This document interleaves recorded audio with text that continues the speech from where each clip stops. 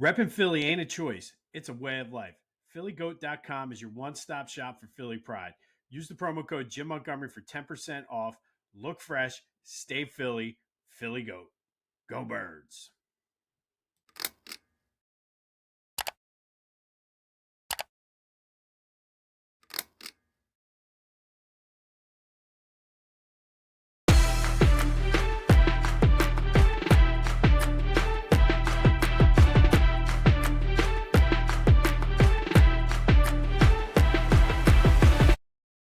What's up, everyone? Welcome to this day in Philly Sports History for November 19th, 2025.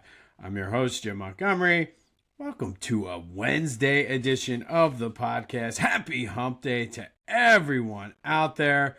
It's a rainy, dreary, miserable morning, but we have a big rest of the Philly sports week, to be honest, coming up. Let's start with the Eagles. And there was an update to Lane's injury. They're apparently waiting for the inflammation to go down before he can even get x-rays. So that means there's still an outstanding chance that he could get or need surgery, which would essentially end his season, possibly at this point even end his career. So it's going to be down to Fred Johnson and the other guys. As I mentioned yesterday, Jeff Stoutland's going to have to earn his reputation and live up to it with Lane being out, especially if he's out for the entire rest of the season. But other than that, not a whole lot of news going on yesterday with the Eagles. Both of the coordinators spoke yesterday, didn't really say much. I think the biggest takeaway from Vic was that Nolan Smith is still on a snap count, which I think is to be expected. And then Kevin Patullo, Captain Obvious himself, said the offense needs to be better on first and second down, stay out of negative plays, and that's what's going to get the offense rolling. Thanks, bud. Now, what are you going to do to avoid that? That's what we want to hear. Obviously, I know you're not going to give much of the game plan or details, but yeah, we know that. Everybody knows that. To borrow A.J. Brown's line, if you have eyes, you can see. I don't know. But it is Dallas week, so we'll have some Eagles-Cowboys stuff later in the show. Also, a Kelly Green week. They are wearing the Kelly Green jerseys down in Dallas. Would love for them to bust out the white ones. I just don't know why, but they've always worn the green ones in Dallas for whatever reason. I guess Cowboys wear the lighter color jerseys at home. But undefeated in the Kelly Green jersey, so we'll see what happens. Coming tomorrow, Kyle and I will break down the who did they just play? Oh, the Lions game. My mind went blank for a second. We'll break down the Lions game, get you ready for Cowboys, Eagles on Sunday with the Brotherly Birds breakdown. That'll be available wherever you get your podcasts as well as on YouTube. Sixers in action tonight against Toronto. No Paul George, no Joel. Now, I think part of this is because it's a back-to-back and they want both of them to play together. Put it this way, Joe is listed as doubtful, so who knows. But I think it would be nice to see them both play together. Paul George, no sort of side effects or soreness from playing the other night. They are back-to-back, so hopefully we'll see both of them tomorrow and maybe get a better idea or a better sense of where this team is going. Kelly Oubre is still listed as day-to-day. Will get reevaluated this weekend. I would assume that's kind of a positive spin on this, considering we know it's an LCL injury. Maybe because he's still day-to-day and needs to be reevaluated. Maybe it's not as severe as they thought. So kind of keep an eye on that and send some positive vibes to Kelly Oubre this weekend. Flyers are off. They will play tomorrow. So it's kind of a slow day, but it ramps up the rest of the weekend. You got the Union playoffs, Eagles, Cowboys, Temple looking to get to a bowl game. Lots going on the sports calendar. All right, yesterday's trivia question. In honor of the Phillies trading for Bobby Abreu in 1997, he was one of 6 players with 250 homers and 400 stolen bases. I asked you, who were the other 5? That would be Barry and Bobby Bonds, Joe Morgan, Ricky Henderson, and Craig Biggio, along with Bobby Abreu. So pretty good company there for Bobby. Joe Morgan's in the Hall of Fame. Ricky Henderson's in the Hall of Fame. I believe Craig Biggio's in the Hall of Fame. Don't want to get into this today, but Barry Bonds certainly should be in the Hall of Fame. And I don't think Bobby had quite a good enough career. But, I mean, maybe. I think Bobby Abreu's is slightly better than Bobby Bonds. But thank you to everyone who reached out for that. Lots of people guessing Griffey. Griffey did not have all of the stolen bases. So thank you to everyone who reached out on the Discord channel as well as the Back to the Future voice and text line. Speaking of the Back to the Future voice and text line, 267-495-8531. Text, leave a voicemail, get anything Philly sports related off your chest. Want to vent about the Eagles offense, the Sixers, Flyers, Phillies offseason. Anything is fair game, so go ahead and get in. Be sure to follow me on social media at Philly Jimbo on all platforms. This YouTube channel is Jimbo_Mon, and that is where you can get all the updates for both this podcast as well as the Brotherly Birds breakdown. And of course, we're in the midst of the 3rd annual gift and food drive benefiting the Matty Ann Dixon Community Cupboard, our friends and neighbors. Be sure to go to any of my social, scan the QR code, and go ahead and donate whatever you can. If you want to donate directly to them, that is fine as well. Just let them know you're with us. Some of the gift cards they're looking for specifically are Target, Walmart, and Giant. But let's make some holiday magic happen for our friends and neighbors. And while we're in the spirit of giving and being thankful, we're going to continue our look at what we should be thankful for as Philly sports fans. And today, we're thankful for Bryce Harper. And it's been a tough couple years, so I know what a lot of people are thinking. He's been in the news a lot, going back and forth with Dave Dombrowski. He's been injured, not necessarily coming through when we needed him the past few years in the postseason. But I think overall we need to be thankful for Bryce because he's a guy who gets it, a player who gets it. He's the kind of guy that we scream at the top of our lungs for that we want in Philly, a guy who embodies the city, the guy who loves the city, embraces the city, loves it here, wants to be here. Whether or not he's a transplant, it doesn't matter. He's making the effort. I think he will be motivated this year coming back, specifically on the heels of some of the things that happened with Dave Dombrowski. Maybe this is a retool year. Maybe it's a rebuild while contending while rebuilding situation. Who knows? He panders all the time, but that's because he wants to be here. He wants to embrace it. And I think as Phillies fans, we need to be thankful because essentially he brought Philly baseball back from the grave. We were dealing with guys like Odubel Herrera before Bryce got here. So I think we need to be thankful for him. Here's so better 2026 season, Bryce, but we are thankful for you here in Philadelphia.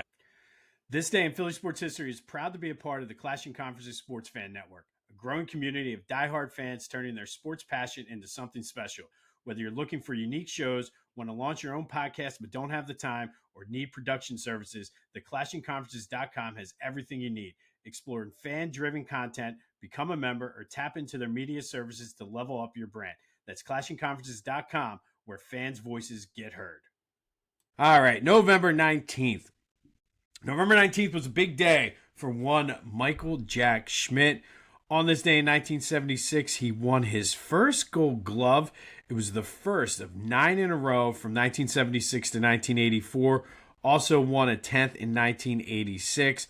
Also was one of 3 Phillies to win a Gold Glove in 1976, along with Gary Maddox and Jim Cott. It was the first time in team history that they won 3 in a row. But Mike Schmidt wins his first Gold Glove on this day in 1976. And then 10 years later, he wins his third and final MVP award. He hit .290, 37 homers, 119 RBI, and also with the aforementioned Gold Glove. Became just the 3rd player in National League history to win the award 3 times. So November 19th, big day for Michael Jack. winning his third and final MVP in 1986 and his first of 10 Gold Gloves in 1976. And that leads us nicely into today's trivia question. Mike Schmidt won those 10 Gold Gloves. 9 of them came from 1976 to 1984. Did not win the Gold Glove at third base in the 1985 season, mostly in part because he agreed to move to first base and allow Rick Shue to play third. The Phillies had a hole left by the departure of Pete Rose at first base. Did not really work out, so he went back to third base, won the Gold Glove and the MVP in 1986. But breaking up Michael Jack's consecutive Gold Glove streak, who won the Gold Glove for the National League in 1985? Hit me up on the Back to the Future voice and text line 267-495-8531 or the Discord channel, which is the first link in the description. But who won the Gold Glove at third base in 1985? All right, moving ahead to 1978. The Eagles beat the Giants 1917 at the Meadowlands in a game that they had no business winning. Leading late, 17-12, all the Giants had to do was run out the clock. And no, they could not do it. Joe Pisarcik fumbled a handoff to Larry Zonka with just seconds remaining. Herman Edwards scooped it up, scores a touchdown, 26 yards. The Eagles win in what became known the Miracle at the Meadowlands. The Giants players did not want Pisarcik to even snap the ball. Larry Zonka was in the huddle saying, no, don't do this.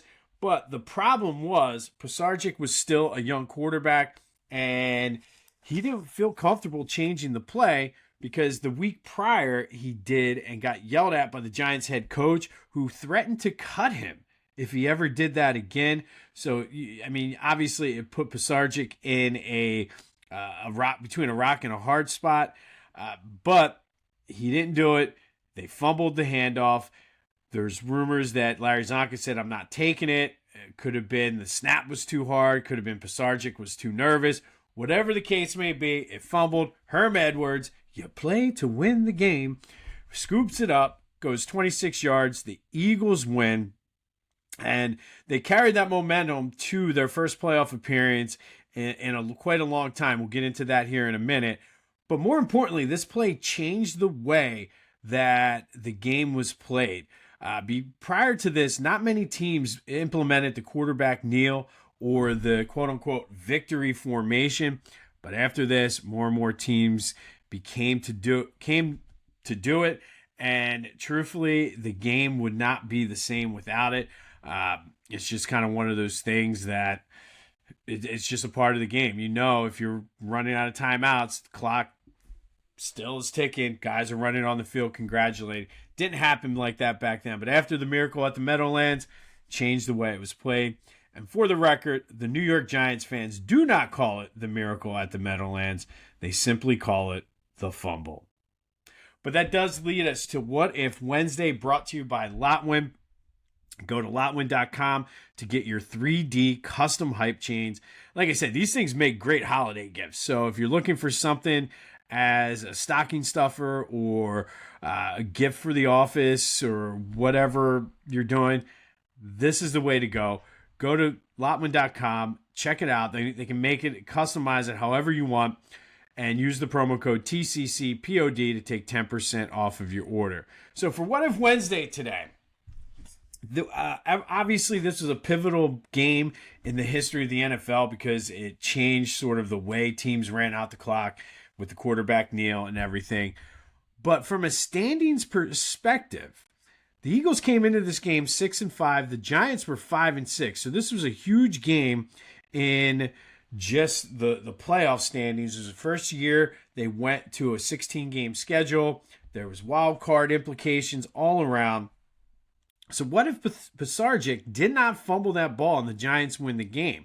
I mean, for the Eagles, they were already hot. They carried that momentum, went 2-2 in their final 4 games to clinch their first playoff spot since the 1960 World Championship season. The Giants went the complete opposite way, finished 6-10, and it would be the mid-'80s before they would be good again. So does it change the trajectory of this team, who this was the first year Dick Vermeil made the playoffs? The whole era might look different. They certainly would not have made the playoffs if not for that game. Even if they went 2-2 in their final games, they would have finished just short in the wild card. So Vermeil is beloved in the city. Would it have changed what his view is? Because if they don't make the playoffs, do they kind of figure that they're a cursed team and they're not going to get back in 79 and then get to the Super Bowl in 80? Herm Edwards, stuff legends are made of. He had a hell of a career with the Eagles, but everybody to a man knows that Herm Edwards is known for two things: the miracle at the Meadowlands and you play to win the game. Hello, without this play, does he even get a chance to be a head coach? It is amazing. This is one of those cool things and cool moments in Philly sports history, because it was one play, one miracle, changed the whole outlook on an entire team, as the Eagles were in the Super Bowl again 2 years later. So does it change it? Is that play, Pisarcik fumble, who ironically enough did play for the Eagles later in his career, does that change it? What are your thoughts on the miracle at the Meadowlands? Never really thought about it from that perspective, but the Eagles lose that game. They don't make the playoffs. It was their first of, I believe, 4 straight playoff seasons between 78 and 81, including the Super Bowl and Super Bowl 15. Does it change it? 267-495-8531. That's the Back to the Future voice and text line, and that is What If Wednesday, brought to you by Lotwin. What if Joe Pisarcik does not fumble and there is no miracle at the Meadowlands?